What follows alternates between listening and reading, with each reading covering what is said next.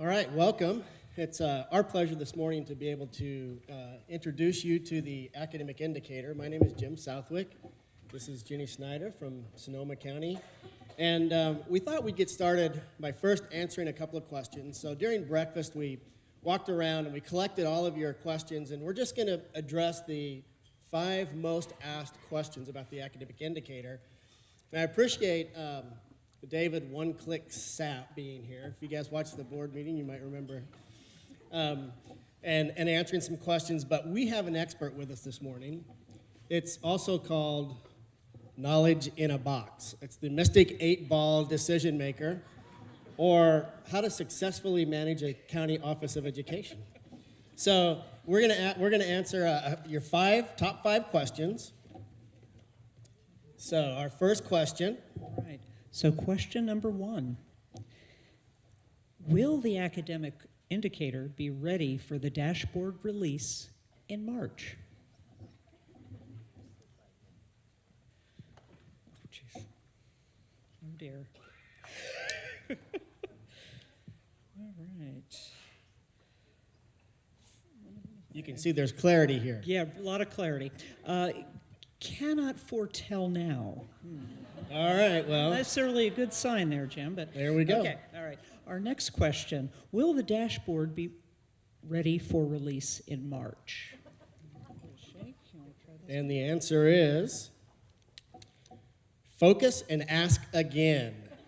All right, okay. Not doing so well here. Okay, question number 3. Will county offices of education leave today with a firm understanding of the academic indicator? And the answer is? You can count on it. Okay. Question number 4. If the state average scaled score was plotted on the 5x5 grid, would it be blue or green, Jim? And the answer is? Chances aren't good. All right. And finally, will Cindy Kazanis retire after all of the sleepless nights and time she has devoted to updating the academic indicator over the past 2.5 months? And the honest answer from 8-Ball is absolutely. Okay. All right. So there you have it. Okay, so we're really excited to be here this morning. As Judy mentioned, we had the opportunity to sort of follow this information as it was unfolding. And Jim and I have spent many times on the phone and texting back and forth. And I guess what we both want to communicate is it's taken us some time to read through the information, think about it, reflect, talk to folks, come back, kind of make our own sense of it. This is a new way of thinking about accountability and how we're looking at student achievement. So if at any point this morning you feel a little anxious or a little nervous or you're not quite sure, rest assured you are not alone. And so we just hopefully want to give you this morning a sense of some of the changes, explain rationale, provide some context, talk to you a little bit about what the methodology is behind it, and look at how that plays out against the new accountability system, particularly with the 5x5 grid. Give you a real kind of an example to help wrap your mind around it. And then finally, we want to end up in thinking about how do we communicate this with our stakeholders. So we'll begin to you'll have an opportunity to talk at your tables, and we'll collect some of your ideas to hopefully build our understanding and build those ideas so that we can work together as we communicate this moving forward. So. All right, so just to provide a little context, the LCFF talked about student achievement being one of the measures that districts will be held accountable for. At the January State Board of Education meeting, the State Board took action on the academic indicator and arrived at a scaled score methodology. And what the hope is really in moving toward this methodology is to really look at student growth. I think that has been our intention all along. And in coming up with this approach, I think that is really an attempt to really move us closer to that goal. So before making the decision to use a scaled score methodology, they considered a number of different options. I think the big idea here was that they were wanting to look at student performance or student scores against fixed points. So there were a number of options. So one of them, distance from level 3, which is standard met, looking at where a student scores, looking at where that threshold is for meeting standard. Another option they considered is comparing student scores to the state average, looking at the distance from the student score to nearly met, and then finally comparing scores to the lowest obtainable score. And the rationale for why they eventually ended up with level 3, or the distance from level 3, is that the concept of students meeting standard is a concept that is broadly understood. I mean, parents understand that. They want their student to be meeting grade level standards. Teachers understand that. And so the thought was that in providing some clarity and communicating, that this would be a better option. So kind of thinking about why this shift to a scaled score methodology.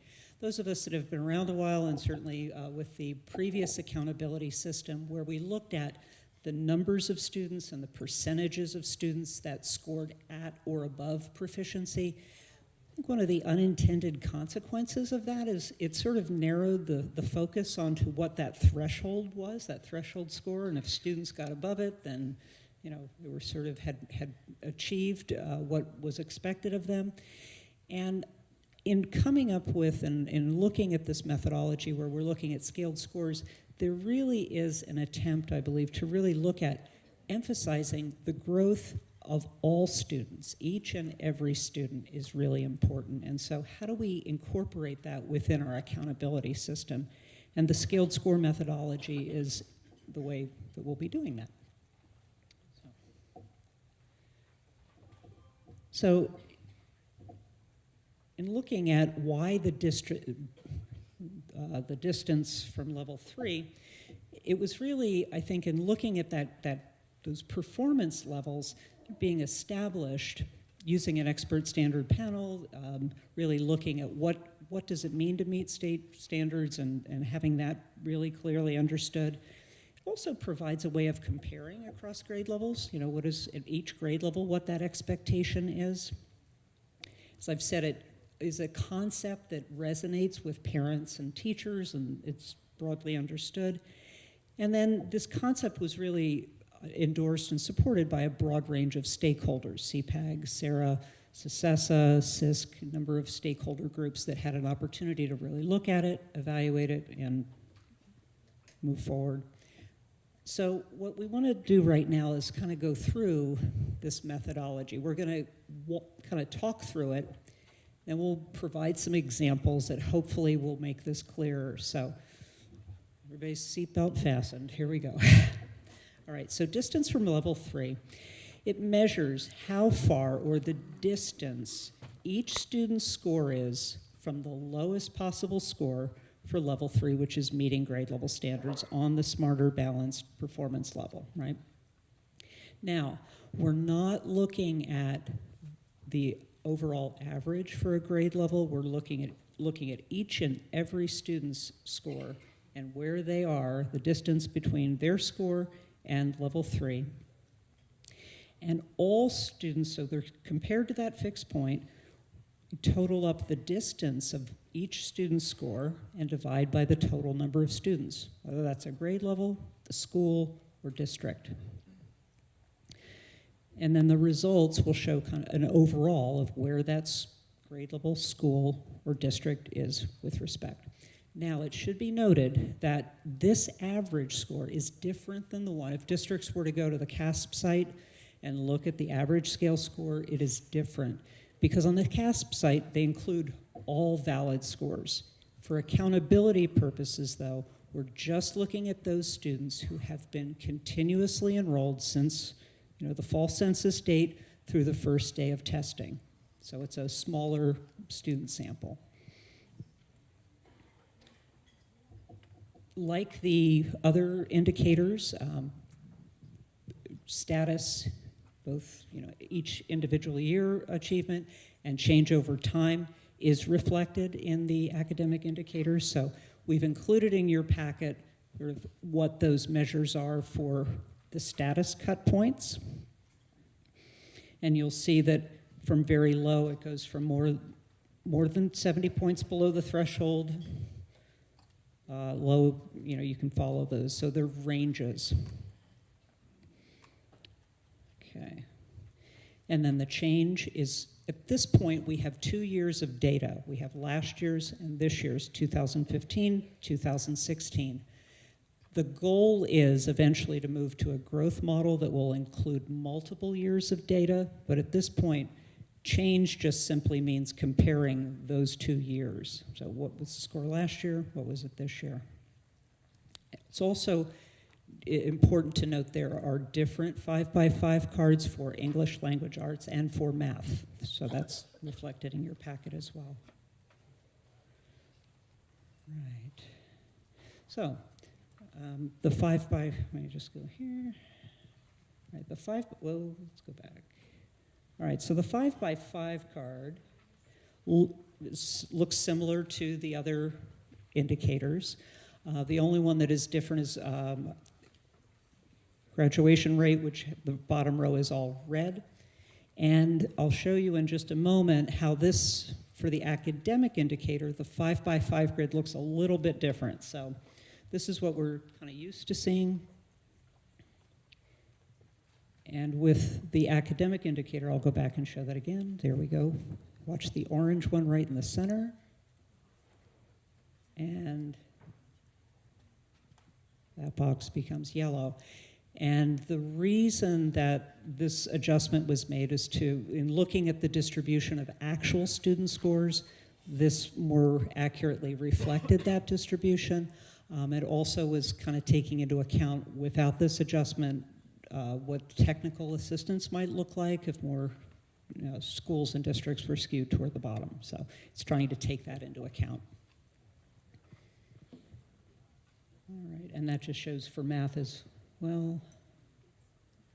All right, so what Jim's going to walk you through are some visual, kind of try to visualize some of this information, so hopefully you'll be able to see it in a different way, and then to give you an opportunity to look at a real life example so we can begin to make sense of it.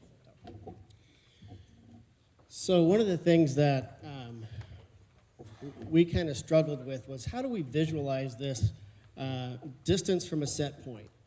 And so we thought about if we have a number line and we have 0 as our set point, you can have negative numbers and positive numbers on this number line. And so for our example, we just have dropped in some random numbers, some positive, some negative, and we've set 0 as the set point, and in this case, we're going to reference it back to level 3. So if we add up all of the numbers on the bottom, the negative and positive, we come up with an average. So in this case, the average is 1.2 is the distance from level 3. And so this is the similar process that you would use to come up with a distance from level 3 for a school or a district. So then if we move this into a scaled score example, what is that going to look like?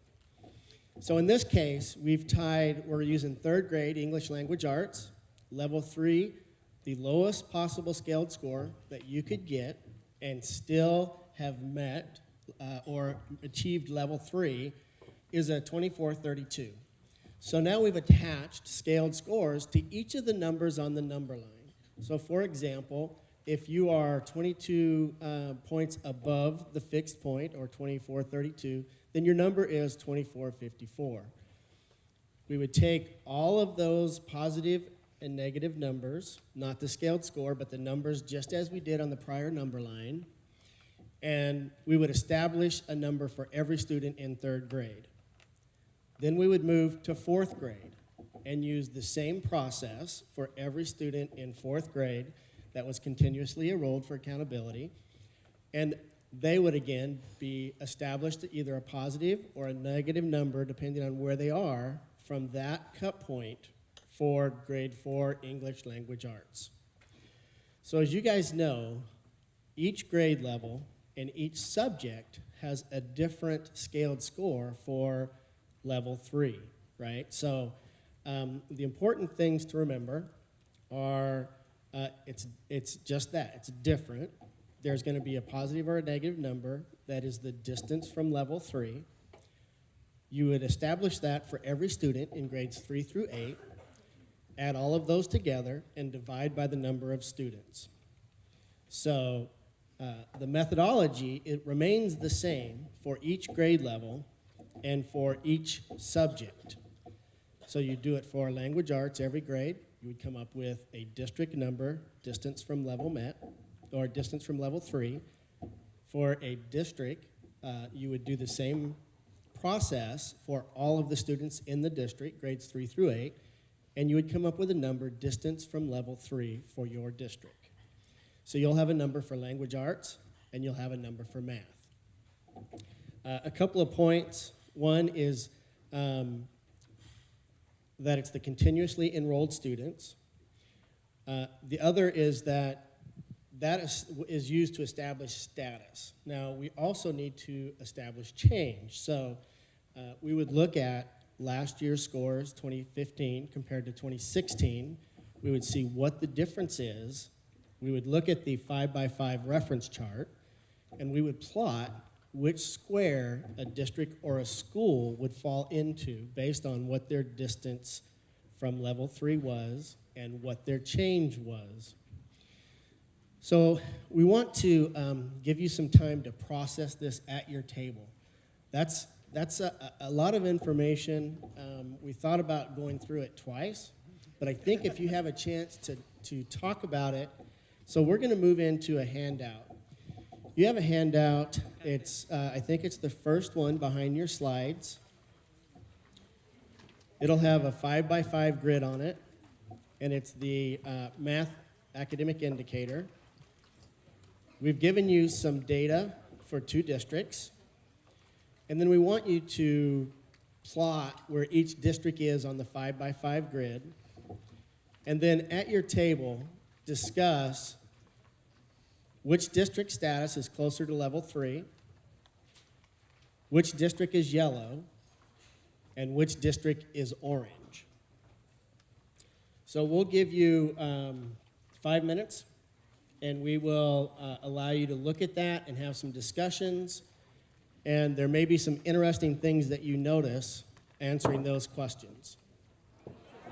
All right. So as we kind of walked around, question number 1 about which district was closest to level 3 seemed to be one that folks were talking about.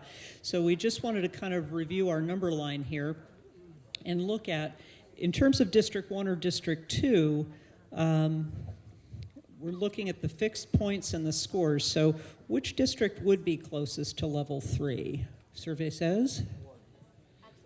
District 2, right. So we're just looking at the fixed points and who is closer to that score right in the middle. Which district did you find was in the yellow range? Which one? And then which district was in the orange? 2. Now, anybody want to share a conversation that they had at their table about, is that anything surprising there? Anything come up? Yes, April.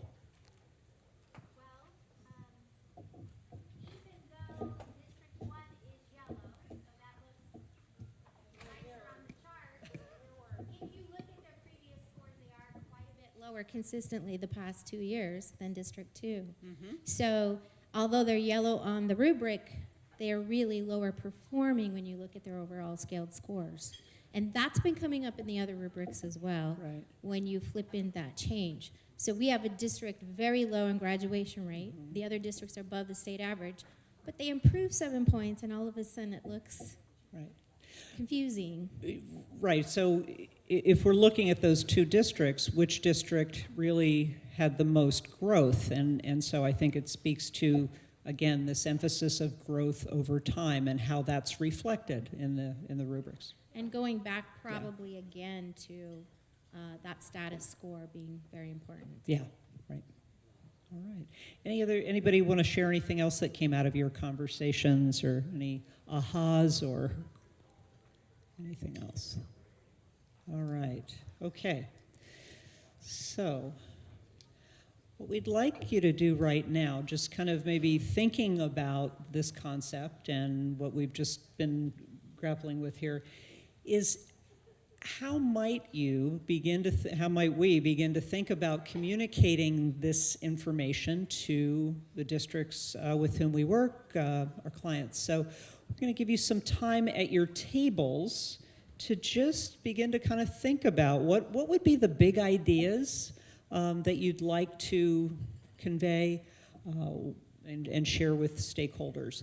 And what we've done is we've set up a Padlet because we thought it'd be really good to capture the thinking in the room and the ideas that you're generating at your table conversations. So if you'd spend a few minutes talking with the folks at your tables, and then if someone at your table could in some way capture the ideas by going to the Padlet and recording what your table has discussed, that way we will all benefit from your ideas and your conversation. So we'll give you a few moments to do that. And we'll come on back as a whole group. So you all have access to the Padlet, so you can see what other ideas were generated in the conversations. Some big, I just, in glancing at this, it seems like growth was mentioned multiple times, continuous improvement. I loved, Jim highlighted one of the comments around not getting bogged down necessarily in the colors, but really looking at change over time and how do we look at improvement. So again, you can return to that if other things come up for you. There were a couple of points that I just wanted to add to make sure that we clarify our understandings this morning. For the purpose of accountability, we are looking at student scores for those students who have been continuously enrolled, right? Those students who have been in school since the fall census date through the first day of testing. So those are the only scores that are reflected in this accountability rubric, or in the academic indicator. The other thing that I wanted to mention is that in looking at the average scores for schools and districts, we're not just looking at those average scores for the grade level and averaging the averages. We're looking at each individual student score and then totaling those up and dividing by the total number of students at that school or in that district to arrive at that number. So just we're looking at this individual student growth and how that is factored in. So go ahead and turn that over. So one of the questions that came up that we wanted to talk about was, will districts be receivers of this of these scores, or will they be able to figure out their own distance from level 3? And so the answer really is, if they have a student information system and they've imported their CAF scores from 2015 and 2016, then they would be able to use their student information system, identify the students that were continuously enrolled, and then run a report that will show what the status was for both years, and then you'll have 2-year status, and you'll be able to identify the change. My guess is that probably your student information system vendors will shortly be coming out with some kind of reports that will calculate this for districts. Districts are going to want to have this information, and so I would be surprised if there weren't requests to student information system vendors, how do we get our score distance from level 3? There's, for some county offices I've already talked to who have data guys, they're working in a spreadsheet that will do those calculations, and then you have to compare that to continuously enrolled students, and you can get that information. So I think as this evolves over the next few months, we will see some opportunities that will be grasped by entrepreneurs out there or student information systems to make this information available to districts so they don't have to wait until spring or fall when it comes out and is released from the California Department of Ed. The other thing we want to talk about is how to communicate this message. So this is a slide that was used by CDE, I think, when the rollout for the Common Core standards came about a few years ago. And so one of the reviewers mentioned that we may just want to go back and revisit this message. And I think it really is something to think about as we go and talk to our districts, that for change to take place, resistance increases unless a consistent, encouraging message is offered. And so that's something that as county offices, as we move forward, we want to continue to talk about that, closing that distance from where a student is, where a student group is, where a school is, or where a district is, to level 3. And that this really is a positive thing because now we're measuring growth. And isn't that really what we want to do, is see students grow? So if we are looking at a gap between an equity group of students and all students, that growth is probably going to need to be a little more accelerated than in some other cases. And so it allows us to really focus in on trying to accelerate growth, whether it's for an individual student or a group of students. And so I think we can take that change and we can put the positive message to it. The other part is that for it to stick, it's got to be part of an existing initiative. And so in this case, the existing initiative really is the California way. It's the California Accountability System. It's where we're going with the SSA. And so this is just a small part of the multiple measures that as a state we're using to see how a school is doing or how a district is doing. And so the tie really to existing initiatives is the tie to the California Accountability System, and this is just one part of that system. The other thing is that we want to have a clear and consistent message, and that as knowledge increases, fears will be reduced, misconceptions will be reduced, and so it's going to take time. Jenny started the presentation talking about where we came from when we started looking at distance to level 3 and wrapping our minds around the fact that really we're not talking about met or exceeded students any longer, that we were talking about an individual student scaled score. How do we make that a number for a school? How do we make that a number for a district? And the more that we got into the process, the more that we dug into the data, and the more that we worked on it, the more comfortable we both became with the change. And it's going to be the same for you guys as you do this in your county office. You start to look at your data for your districts. You start to work through the process. It's going to become more familiar, and you're going to feel more comfortable. So remember that as you go out and talk to your districts. It's going to be the same for your districts. This is a big shift from where we've been over the last 10, 15 years in looking at students that met or exceeded standard. And so we want to be positive and consistent and supportive as county offices of education for our districts. Jenny, anything to add? No, in your slide packet, I just wanted to emphasize that, as I said earlier, we're just at this moment in time, we're looking at 2 years of data, and what the goal is, and what we've included in your slide deck there, are some notes around the next steps. This is part of an ongoing effort to really build out a growth model that really will look at multiple years of data. And so in your slides here, you'll see kind of a proposed timeline for how this model might be developed and refined. So that's all we'd like to share. And thank you very much.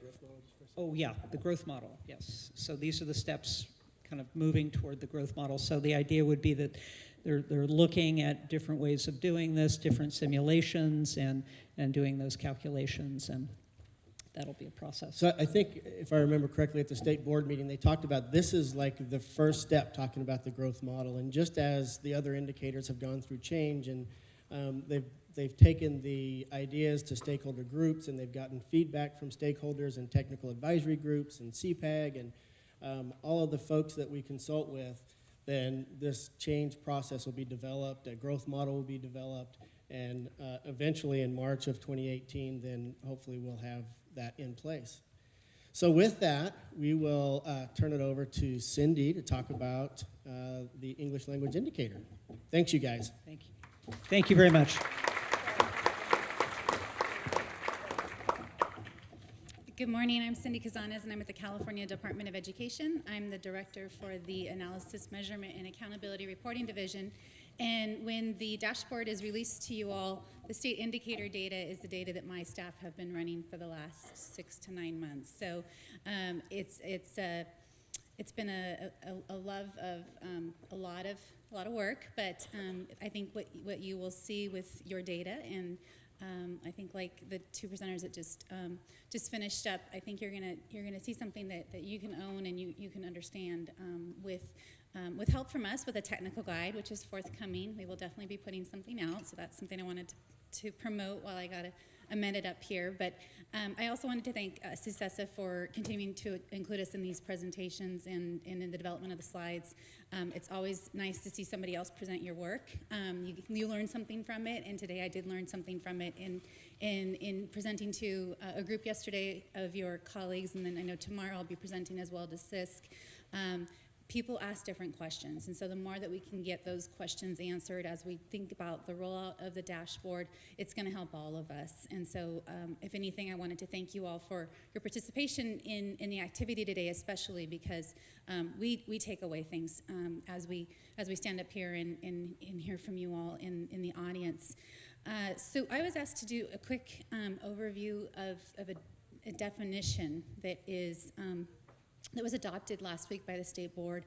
And this definition is specifically around English learners in the academic indicator.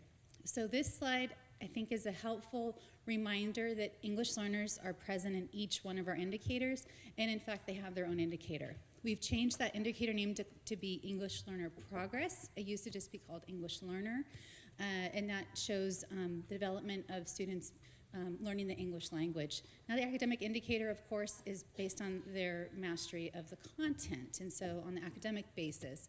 But the board had an opportunity to weigh in on whether or not we would have just English learners in that subgroup, that student group, rather, or English learners plus RFEPs of 2 years or RFEPs plus 4 years. And the recommendation from the department that the board ultimately supported was English learners plus 4 years.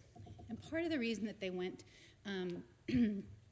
that route is because it does allow, and if you look at the board materials, there's a lot of simulations in there that may help you understand why we came to that recommendation. But it'll allow districts to take credit for their program, for their English learner program. The students are doing well, they're being reclassified, and they're exiting the program, and so you have a bit more of a stable student group in that definition. The other thing that I wanted to note is that we do have a 5x5 grid for each of the definitions, and you'll be able to see how that interplays too, who ends up with technical assistance or not. But this is the other thing that came up with the board was there was a lot of concern about how transparent we were going to be with the English learner student group, and obviously on the homepage you'll see how well they're doing to learn the English language through the English Learner Progress Indicator. But as you have a one-click-away report, we will start to add in other information for student groups that are not defined in LCFF. That may be English Learner only for the academic student group. It may be English Learner plus 2 years of RFEP. We may have Smarter Balance scores for our grade 11 students as a standalone data point. Those will not receive performance categories, but there is nothing that prohibits us from adding additional data. The other pieces of that is we will obviously be providing a data file for everything we put up there. So you will, if those of you that have great accountability staff or folks that really like data, there will be the opportunity to consume that data in a research file. And so you will get everything you ever wanted from the department and more. But we're also trying to make sure that we are displaying this in a parent-friendly fashion. That's why it's a dashboard, and it's not something that it may be intended for LEAs. This is really meant to be a community website that they can easily look at things. And so we'll be taking the pieces that we have for English learners to a subgroup of folks, trying to figure out how we can display data, maybe a little more user-friendly too. But if anything, I just wanted to make sure that you were aware of that definitional adoption. And with that, we have closed out phase 1 of the evaluation rubrics, and now we can launch the dashboard. So there is some pride in completing this project, and I am not sure that Dave announced this, but there should be a letter going out from my boss, Superintendent Torlickson, and his boss, President Kirst, in the next day or so, announcing the completion of the system and the launch of the dashboard. So if anything, I know you all have had a lot of training around what may come of this and what a dashboard may look like, and I'm so excited that next month we'll all know what a dashboard looks like, because we'll all have access to a system finally, and in March the entire public will. So thank you, Judy, for the opportunity to provide some information on this.